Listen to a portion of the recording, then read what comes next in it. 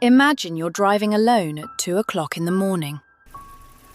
No music, no traffic, just the sound of your engine and the darkness beyond your headlights. Then you see her, a young woman standing in the middle of the road. She's wearing a wedding dress, white fabric moving gently in the wind. Her head lowered, her shoulders trembling, as if she's been crying.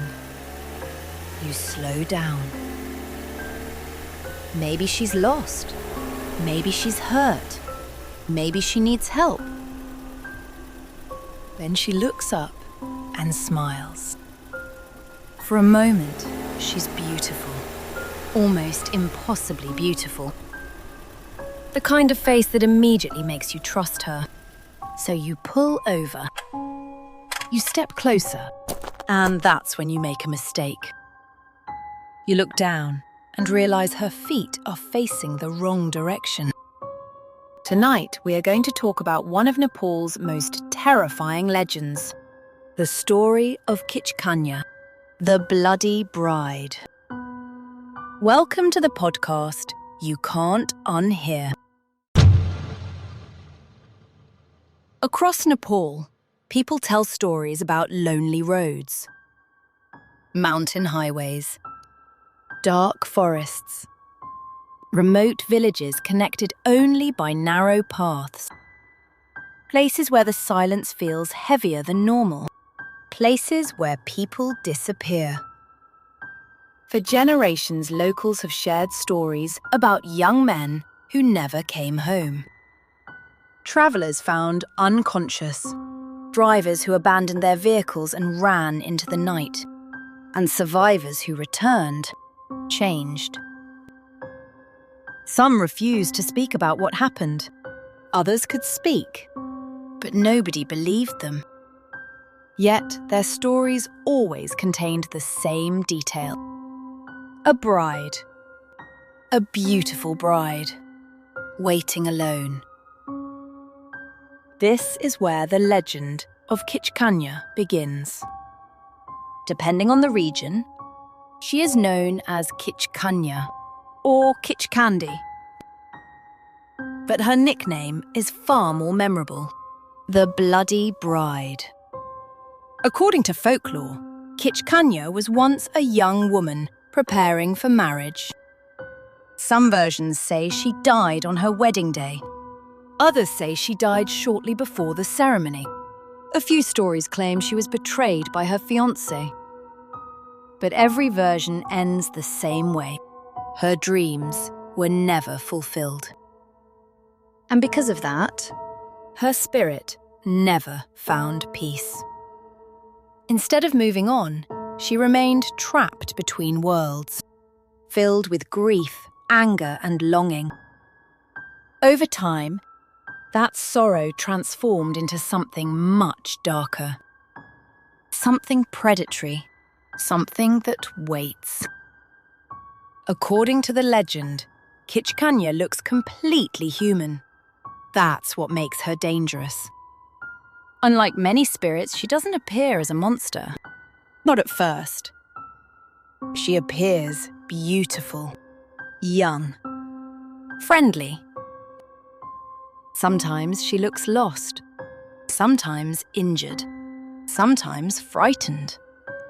And she knows exactly how to trigger human compassion. She appears when people are alone, especially men at night. But no matter how convincing she looks, there is always one detail she cannot hide. Her feet. They face backward. Some stories claim they are permanently reversed. Others say they slowly rotate while you watch, as if reality itself is bending around her. And once you notice them, it is usually too late. One of the most famous stories involves a man named Sanjay. According to the legend, Sanjay was travelling from Kathmandu to Pokhara on his motorcycle. It was around 2 in the morning. The roads were empty. The night was quiet. Then he saw someone standing ahead. A woman. A bride. Alone. She appeared distressed, tears running down her face. Sanjay immediately stopped. He asked if she needed help. The woman looked at him and quietly replied, "Please take me home." At first, Sanjay assumed she was a runaway bride. Perhaps something terrible had happened. Perhaps she was stranded. Then he stepped closer. And suddenly, the temperature dropped. A cold wind swept across the road. The kind of cold that doesn't feel natural.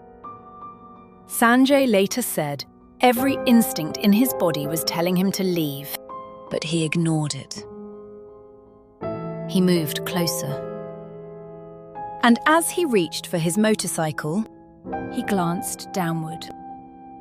Her feet. Backward. Completely backward. Then, according to the story, they began moving, turning, rotating in the opposite direction, as if bones and joints meant nothing. Sanjay froze. Slowly, the bride lifted her head and smiled, a smile that was no longer human. Then she whispered, "You won't be able to go back now." The next morning, people reportedly found Sanjay unconscious near the edge of a forest. Alive, but deeply shaken. For weeks, he struggled to speak clearly, and some say he was never quite the same again. Another famous encounter involves a truck driver. He was driving along a highway around 3 in the morning. Again, the road was empty. Again, he saw a woman standing alone. Again, she wore a wedding dress. Feeling sorry for her, he stopped. The woman climbed into the passenger seat, and for several minutes, she said nothing. The silence became uncomfortable. Eventually, the driver glanced at his rearview mirror and felt his heart stop. Because although he could clearly see her sitting beside him, there was nothing in the mirror.